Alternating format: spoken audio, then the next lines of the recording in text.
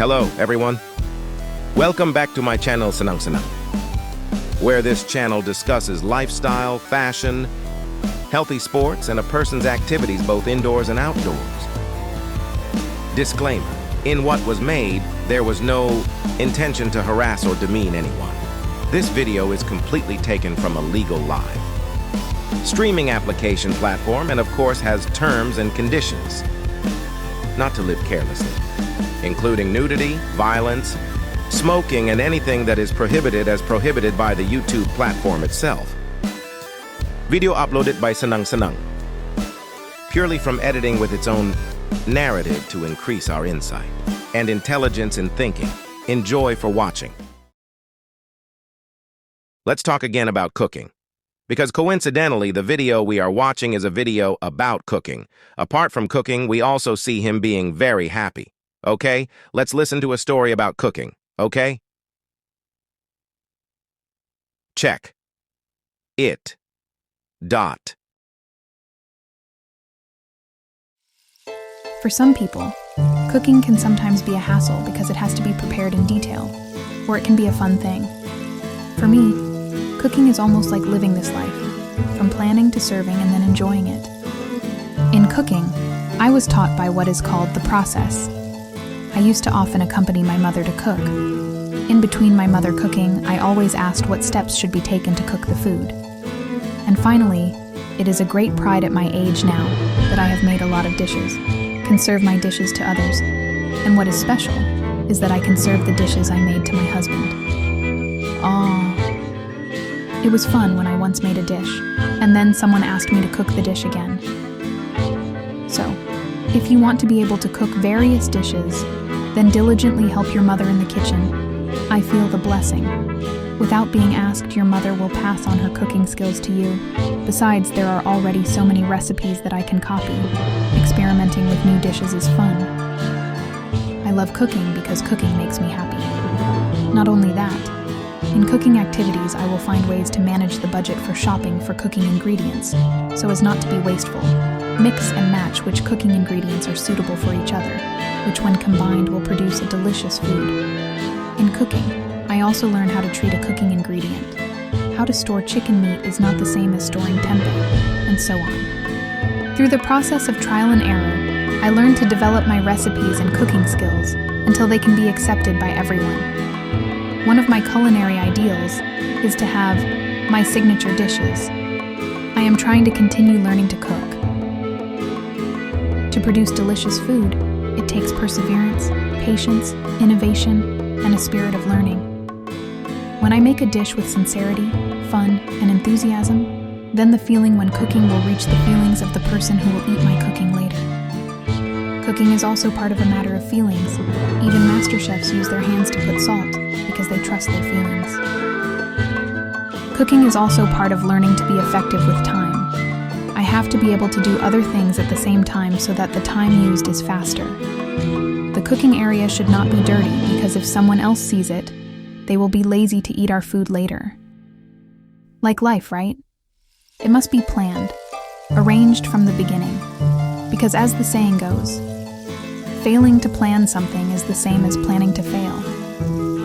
In life, we must also be able to treat something properly so that everything can run on track. Perseverance, sincerity, patience, innovation, and enthusiasm for learning are the spices in all processes in life so that we can be better today than yesterday.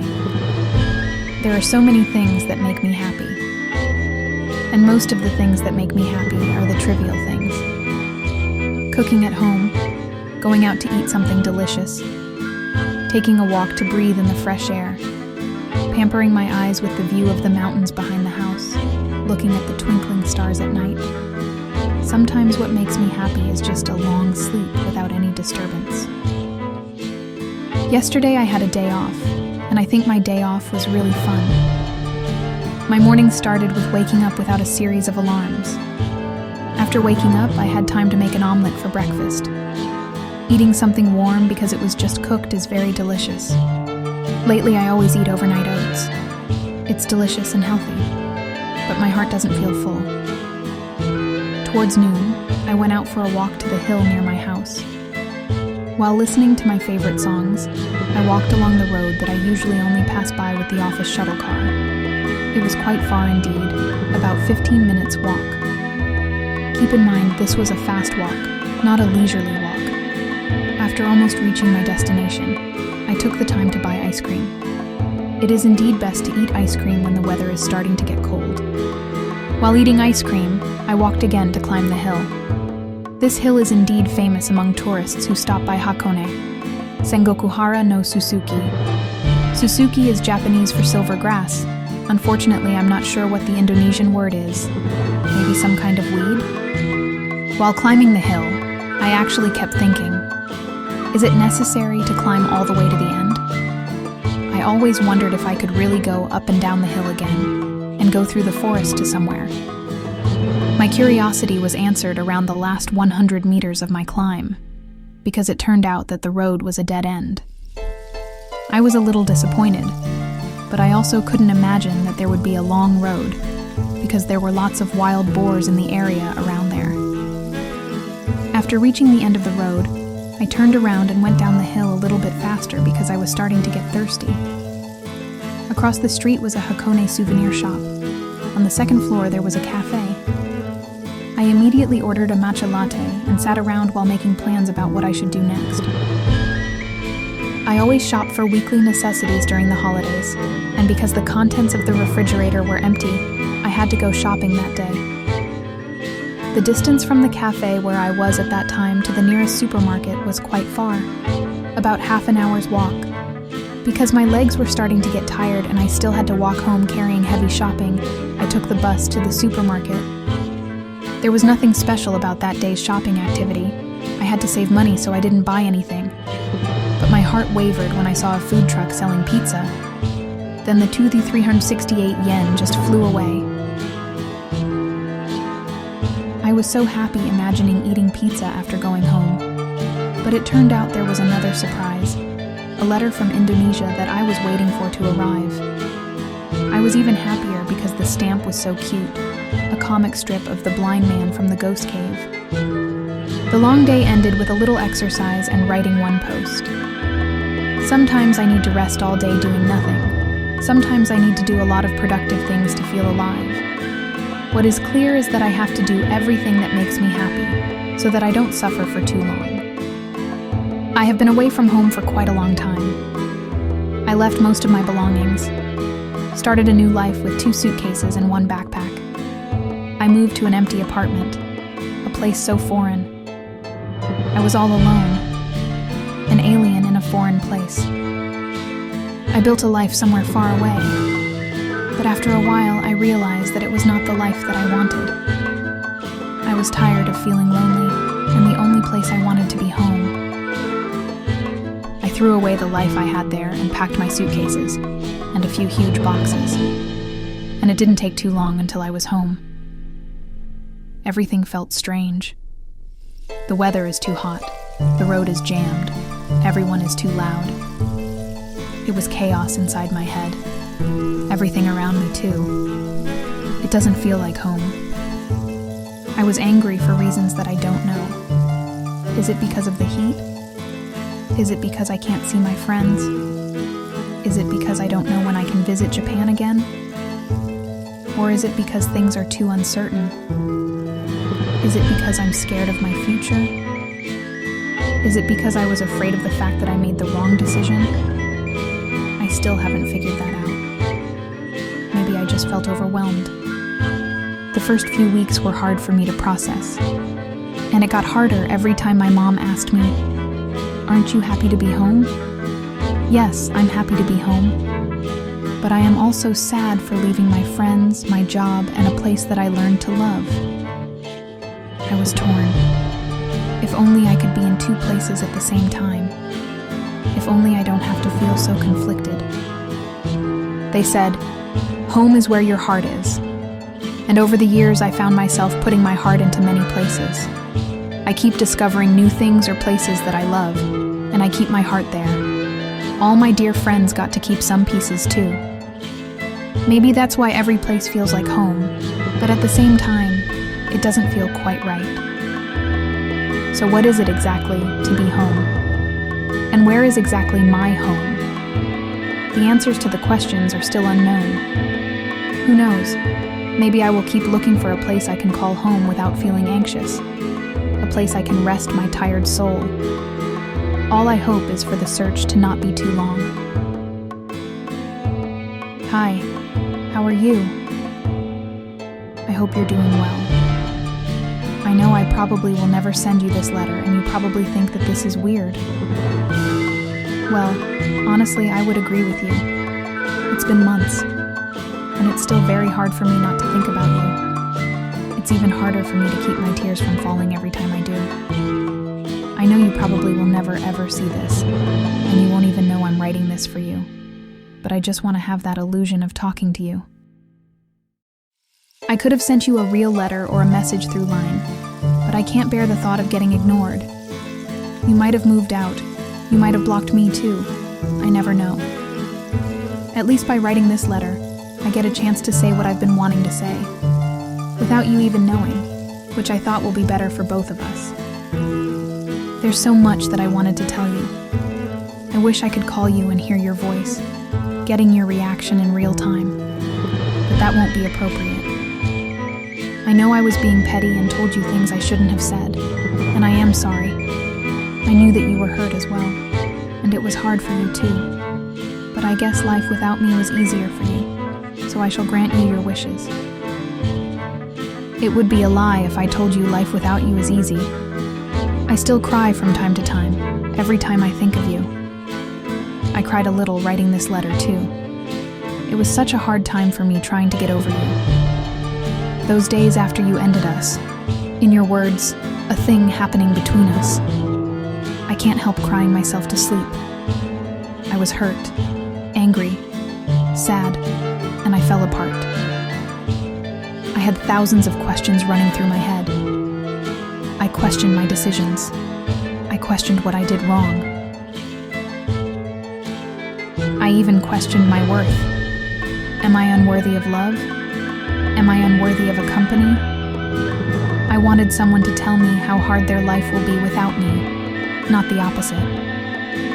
The day you told me that you weren't happy with whatever that was going on between us, my sanity broke a little. I thought you felt the same way I felt about us, but then I was wrong.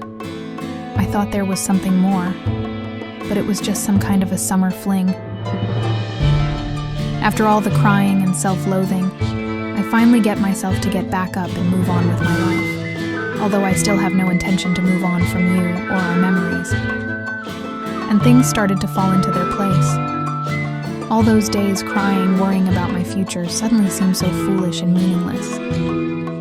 I was job hunting for about a month and a half, and after applying to many companies through different sides, many emails, and many interviews, I finally got a job offer. Twice. I was preparing for a plan B in case I don't get any job offer for a job that suits my preferences. But I got it. I got what I wanted. I wish I could tell you how excited I am for my new start through a call, but that won't happen.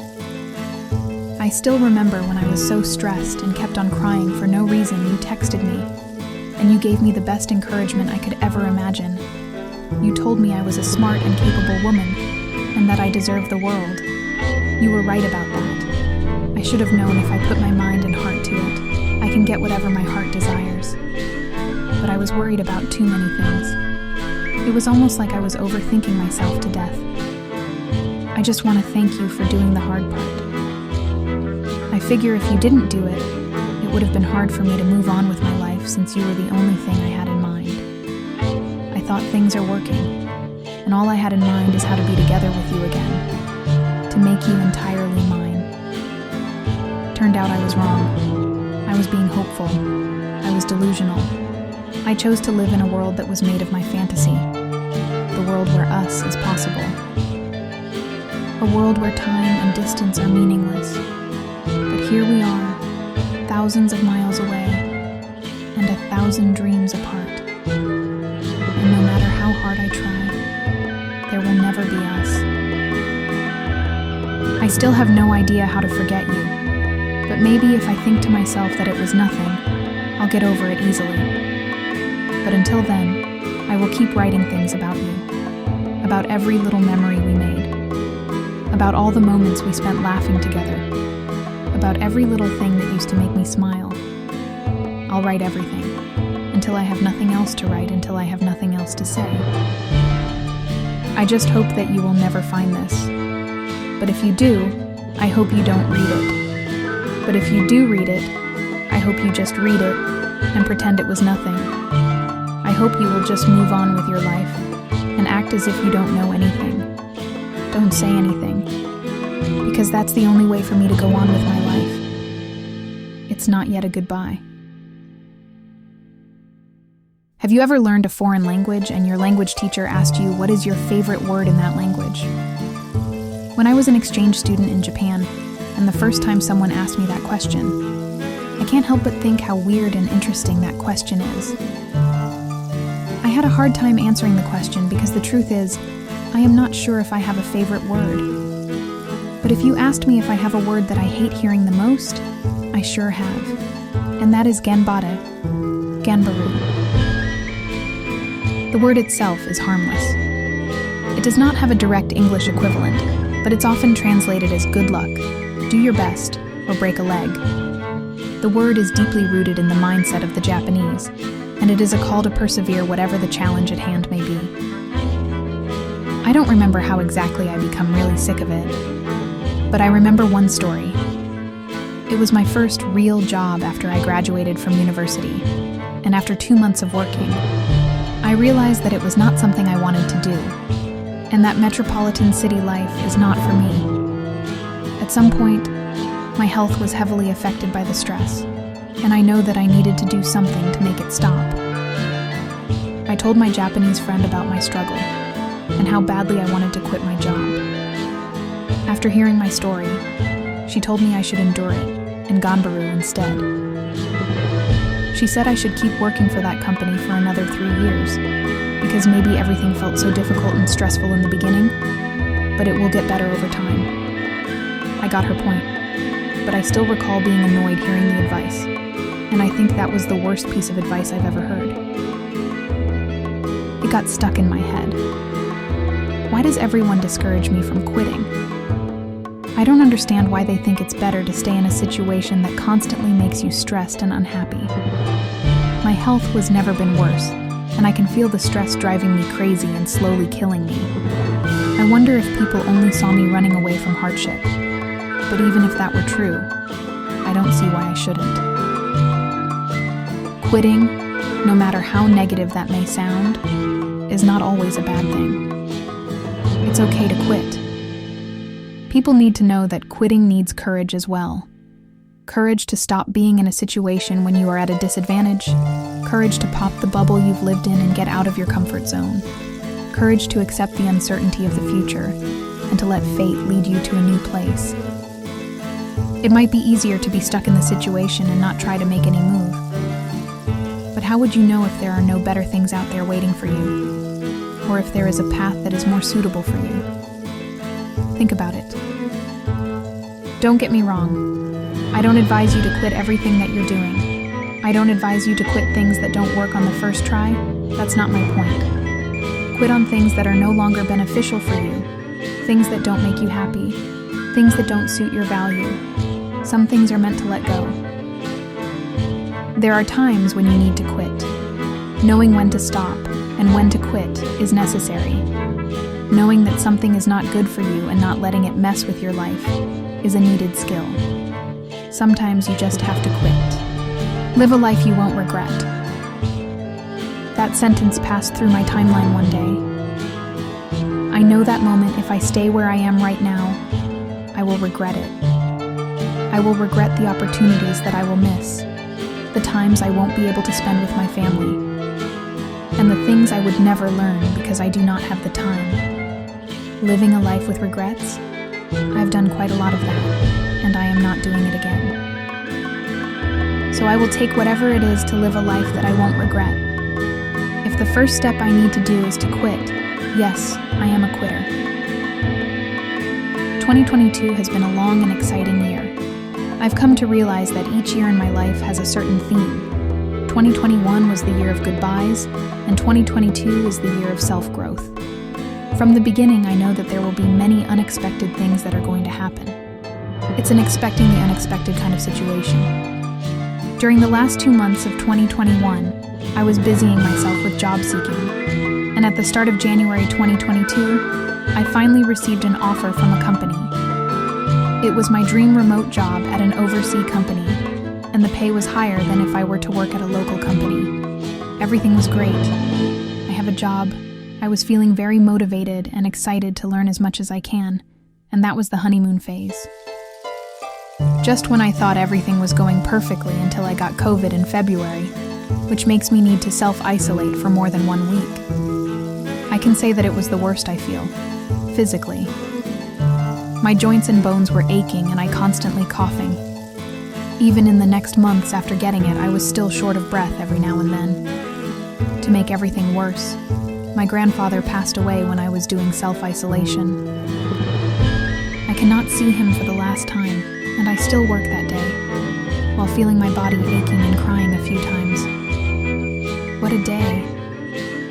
If I have to pick the best month of the year, it will be July. July is my birth month, and I've decided to celebrate my birth month instead of my birthday, since I will have to work on my birthday anyway. I am not letting it ruin the celebration, so I decided to celebrate it for the whole month. I was very busy as I almost went out every weekend. For the first celebration, I had a short vacation with my family for the first part. We rented a small lodge by the sea. We cook, we eat, we play, we talk, and we spend the night watching the sky full of stars.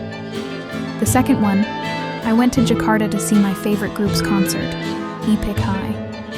It was my very first time watching a foreign artist concert, and it was an awesome experience. I also got to meet some new friends there too. It was one of the moments that lives forever in my head. And for the last part, I spent the weekend with my uni friends in Yogyakarta, the city where we spent our years together. Other than occasional hanging out and having short getaways, the rest of the year was pretty average. It's the average days, the nothing special days, the filler days, the in-between days. People often say you'll never know a good day without going through the bad days, but I believe in-between days are as important. Without them, there will be no fun. So I am grateful for those days as well. This year, I have so many first times. Buying a car, which was my first big purchase, going to a concert, paying for a family vacation, going to a concert, going to a Zumba class, driving out of town by myself, staying with a friend at a touristic place and make friends with Australian guys at the hostel, visiting a city by yourself for the first time, renting a car and taking the wrong exits at the highways. And for the not-so-good one first times, getting COVID, crashing my car into a wall while trying to park, getting my toenail removed because I broke it while trying to close the gate. My car broke down in the middle of the road. So many things happened this year. 2022 was a slow year. Nothing big happened. No big changes compared to last year when I went back home after being abroad for years. It's just many normal days with occasional fun or occasional breakdown. Oh, the goals that I set for my Medium earlier this year are met. I got more than 100 followers now, and I am writing my 100th post. Thanks to my 222 followers, and everyone for reading my stories, even though sometimes I feel like it is just me spitting words and rambling. But I learned a lot this year. I learned to enjoy the small things in life, not rush things, and accept that everyone will move on with their lives at some point, and that relationships may drive apart. And that's okay. I learned that it's never too late to try and experience something new.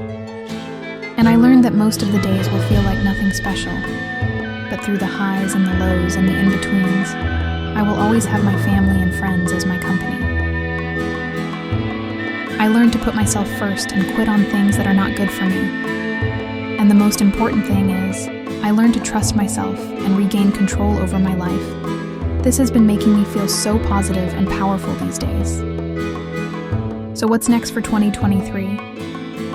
Well, I believe there will be more unexpected things to happen and many more lessons to learn. I might not be 100% confident to say it, but I am ready for it. I am ready for another year of learning and growing to be a better person. I do not have a long list of 2023 resolutions, and I keep it short and simple. One that I can share is to have a healthier and better quality of life. No set targets, just focus on making the progress. I hope I can keep being consistent on this. Yeah, that's it. This post is definitely longer than I expected. I hope everyone can spend the last day of 2022 with a warm moment. I am looking forward to writing more here in 2023. Happy New Year. I was feeling very hopeful at the beginning of the year. I started some healthy habits in mid-December, and I have been feeling really good about myself, and it lasted until sometime last week.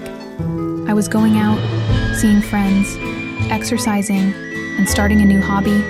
It was amazing. Then came the time of the month. I eat tons of food, a lot more than I should, and I wasn't being mindful of basically everything that I do. It doesn't feel great.